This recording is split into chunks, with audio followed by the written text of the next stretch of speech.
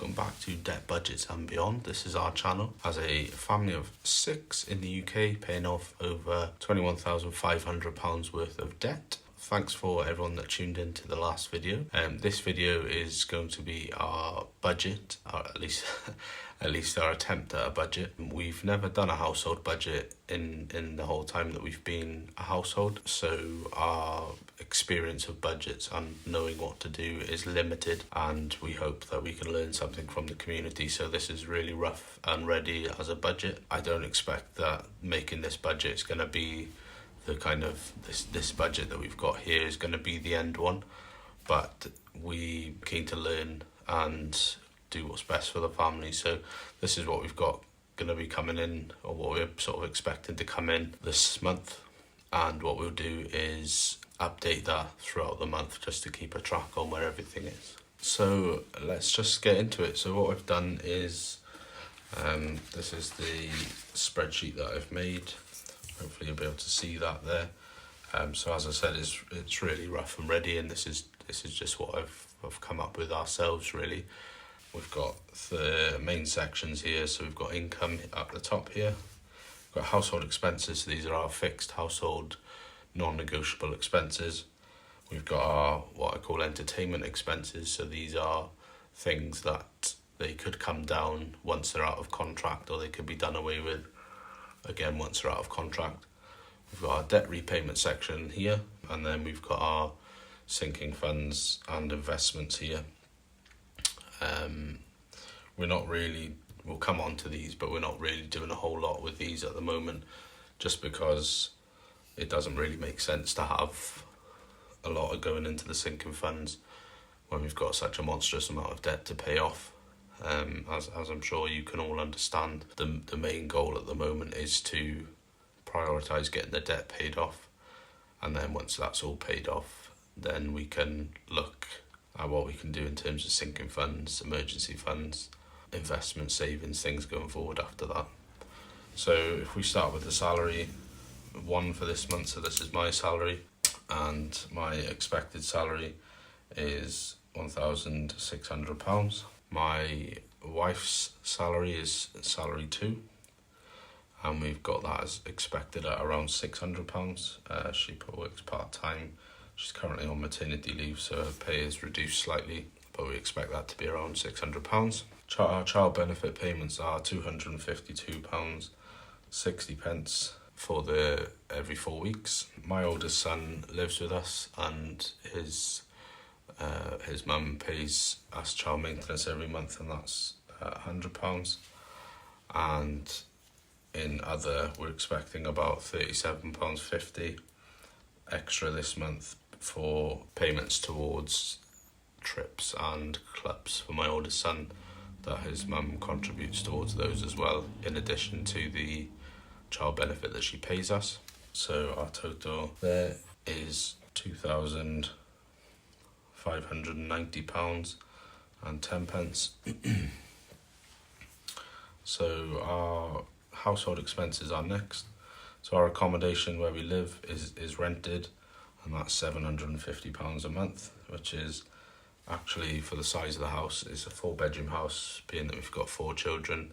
So we have a room 2 of the kids share, and the other 2 have got a room of their own, and we pay £750, which is about average for our area for rental of a 4-bedroom house. Our council tax is £158. Our water rates, they are £50.46 every month. Our gas and electric is £103 every month. I'll do another video about the gas and electric in the coming weeks. We've just had to renew the tariff, and it's gone up considerably. However, that's unavoidable with the current energy price rises that everyone's suffering with. The home insurance, we just pay for contents. Being a rented property, the property building insurance is actually covered by the landlord, but we do pay for contents insurance to cover our belongings, and that comes to £20.17 per month. So we're a single car household, so we just pay the 1 car insurance, and that's a fixed price of £58.89 per month. We also just pay the 1 lot of car tax, which is £13.56. for fuel, it's not a fixed expense. Much like everything else, the cost of fuel is rising all the time. But we budget around £50 per month at the moment for fuel. Currently working from home, so no need to travel to the office. That will go up once we return to the office. But currently just waiting for my company to confirm what the plans are there, and we'll be able to up that in the next budgets going forward. A TV licence, again, that's a fixed amount, so it's £13.43 per month. Next expense is life insurance, and that's £39.01. When I was speaking to a friend, I did have a friend who said, well, why are you paying life insurance when you're in so much debt? And the response to that was, because I'm in so much debt, if anything happens to me, there's nothing tucked away for my wife and kids to have when I'm gone. So the life insurance is a small amount to pay for peace of mind, knowing that they'll have something when I'm gone. So we're a family of four, and 4 kids and 2 adults. So we're a family of 6, and we budget around £250 per month for shopping. So that's your food shopping, general groceries, toiletries, that kind of thing. Another expense that I pay for is iCloud, and that's 79p per month. That is for me personally, and I do find that a great benefit to have that, and I would like to keep that going, even though there is 79p in the scheme of things isn't a lot of money. But the benefit I get out of iCloud is worth that 79p to me. So there's another one then called Parent Pay. So most UK schools have signed up to Parent Pay. It's a means of being able to pay the school for things like trips and dinner money and stuff like that. So our kids do have both 2 kids in school at the moment in full-time school. They both have a cooked dinner in school. We don't qualify for free meals or anything like that. So we pay about £100 a month for them to eat in school. Childcare for this month, we don't have any childcare expenses, but we do have, we've just had to submit the forms for our youngest daughter to start at childcare for when my wife goes back to work, so we just had to pay the registration fee for that, which was £5. And then the bus is for my son to get the bus to school, and that is around £10 per week. So we've got 40 in for that. And then with £7 for school costs, and that's paid directly to the school in cash, and that's for fruit money. The school provide my youngest son with fruit every day, and we pay £1 a week for that. And I think that's quite common in a lot of schools. So that brings our total household fixed expenses to £1,659.31. So on to our next section then, which is entertainment expenses, which, as I said, that's what's considered a luxury, I guess. They're things that we could do without, and we will do without them when the time comes. There's some in there which are, for me, they're non-negotiable. The benefit outweighs the cost, but we'll go through those. So the first one is our TV and broadband package. So with Sky, and we pay £54 a month on that. We are locked into contract with them until September, so we can't do anything on the price there. The next one is clubs, and this covers the clubs that I go to a club, and the 2 oldest boys go to a club as well, and that covers the cost of going to the club, so the cost of membership and the cost of subs. So the next one is a mobile phone package, so that's £265 per month. That is monstrously high, as I'm sure you can appreciate. So what that entails is 2 phones, a tablet and a gadget, which we pay for monthly. The tablet is locked in until June, I believe, this year. The mobiles are locked in until November. And once they're out of contract, we'll be going to a SIM-only plan, which will save us a considerable amount of money per month. In hindsight, as wonderful as that is, I do regret completely getting out the latest iPhone at the time, which was for me. And in hindsight, I wish I wouldn't have bothered and just got a SIM-only last time. but unfortunately we're locked into contract with them now. The next one then, so that's Nespresso. Everyone knows Nespresso is the coffee, and that's £25 a month, and that's a subscription service. So with Nespresso, there's two types of subscriptions. The one you can get, which is just a subscription, you can cancel any time. I think you just give a month's notice. And the other type then is occasionally they'll run offers, and that's where you're locked into a certain amount of time. So that this is where I'm at with this. The offer I took out in March 2020, just as I came working from home, it works out about 50p a cup of coffee. So I pay them £25 a month and get £25 credit on the account to spend on coffee pods, which gets shipped to the house. The deal was £1 for a machine, so I paid £1 for a machine, but it was on a 2-year plan to buy the coffee. At this point, the plan expires in March of this year, so it would cost, the way that it works is they tie you in. So if I cancelled the plan now to save the 25 quid a month to put towards debt payments, you would have to pay them the cost of the machine, and the cost of the machine was £200.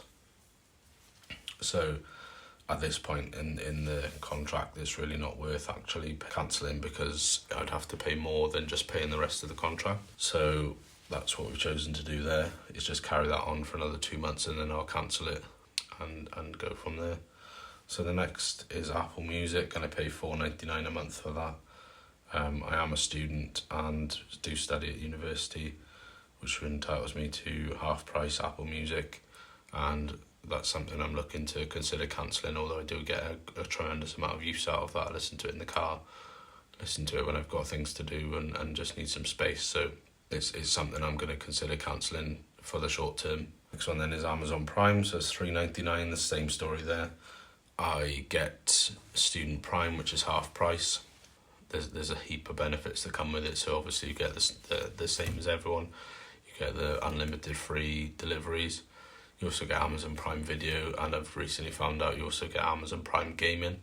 We are a gaming household, we do have a gaming computer, and do play games with family members. So that to me is worth it for $3.99 a month. If it was the full price, I might reconsider, but at the moment I'm not looking to cancel that. And then another one which we're looking at cancelling is we pay $4.99 for Amazon Music.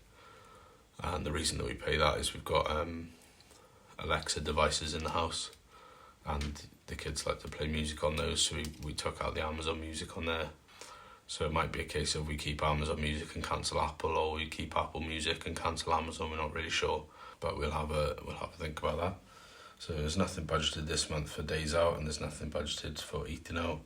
Takeaway food, we'd initially budgeted nothing, and at the time of this filming we'd had a takeaway, so we put the budget in for £25, and we took £25 from somewhere else in the budget, so we've left budgeted £25 for a takeaway. And then the final item on this section is £10.99 per month for our Xbox Game Pass Ultimate. So as I said, we are a gaming family, and not currently looking to cancel that, but it is something we may consider in the future. So that's the household fixed expenses up here, household variable expenses or things that could get cancelled. And then we've got our debt payments here. So the Vary account is on a £5 per month basis. Vanquish we expect to be about £116 minimum payment this month. Aqua for my wife we expect about £115 minimum payment. Capital One, which is in default, we pay £2.50 per month towards that. Ocean Finance, which is part of Capital One, pay them about £25 a month. Barclay Card, which is in default, we pay them £23.10 per month. Klarna, we've got expect to pay about £81 towards those. Avon, which is in default, we pay them £1 per month. Oodle Finance, which is my car finance, we pay them £189, 55 pence a month, that's fixed. Legal Recoveries, which is a law firm that was appointed to collect payments on behalf of a university debt, and that's £25 per month on a standing order. Lloyds Bank is in default, and that's £1 per month. and Aqua, we pay them about £30 a month on that one. My Ocean Finance card, we pay them about £50 a month.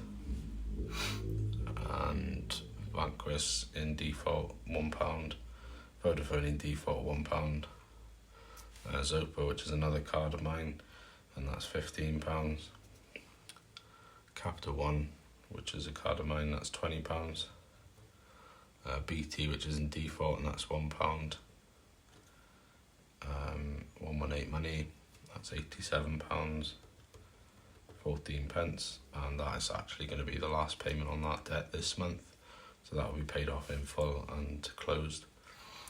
Payment Assist, which is some car repairs I did recently, and I couldn't afford to get them done, but they were needed, and it's like a Klarna type thing. You pay a portion at the time of getting the repairs done, and then the rest over the next 3 months, and that's £75. Nothing towards the tax credits overpayment this month, as we're still waiting for them to get in contact about when to pay with a notice of payment, so 0 there. And I have to pay back a wage advance that I got last month, which was £309 in total, 36 pence, sorry. So just on to our sinking funds then. So back to work sinking funds. So my wife goes back to work in, like I said, she's on maternity leave at the moment, and we expect that she's going to go, the plan was that she would go back in June when her paid period ran out. So in her work, she gets 9 months paid and then 3 months unpaid. Unfortunately, that's not going to be possible because of being able to source childcare for the baby. So she's now having to stay off until September, which means there's going to be 2 months where she's not going to be getting paid. What we're trying to do is get a back to work fund together, which we'll use to cover us for those 2 months. Currently, there's nothing going to go into that. There's a plan brewing for that, which I'll talk about in another video. Nothing into our emergency fund this month. Help to Save is a account set up by the government, which you pay into every month, and they pay you a bonus at year 2 and year 4. So we pay £30 a month into each of those. We're currently in discussions in whether we cancel that and put that money towards debt repayments and clearing the debt quicker. Something to consider. And then the final one isn't here, which I'll write on, which is holidays. So the second, this one is a share save scheme at work. So where they take money from your salary and they use that, you can use that then after a set amount of time to buy shares. So I pay £150 a month into that. And I'm going to talk about that in another video. If you've got any views on whether I should cancel that, let me know in the comments. At the moment, the return on that looks to be about 300% or something like that. So I'll have paid in, by the time it's done, about £5,000, and I'll see about 19,000 back. So yeah, do let me know in the comments what you think about that and whether I should cancel that and funnel the £150 into repaying the debts. The final one is we've got 2 holidays booked for later in the year, which we booked we actually booked these before COVID hit, and we had to move them on. So we aren't paying anything into those at the moment, and we are actually thinking about cancelling one of them, but I'll cover that off in a different video. The total budgeted incoming or expected incoming this month is going to be £2,590 and 10 pence. And the total outgoings are expected to be around £3,299 and 95 pence. And that leaves us a whopping £709 and 85 pence under where we need to be. Quite a scary amount of money, and it's quite shocking when you actually see it down on paper. That being said, I mentioned earlier I'm a student, so I received student loan in January. I still have an amount of that left, which should cover that shortfall for this month, and hopefully there won't be as much of a shortfall next month, if anything. So that's the budget. It's quite scary when you look at the budget and you realise that you actually don't make enough money to cover your just basic household living. So any suggestions in the comments about how to work the budget better, any glaring places where the money's going and it shouldn't be going. I know there's some things in there, some people will think, I'll just cancel the phones and things like that.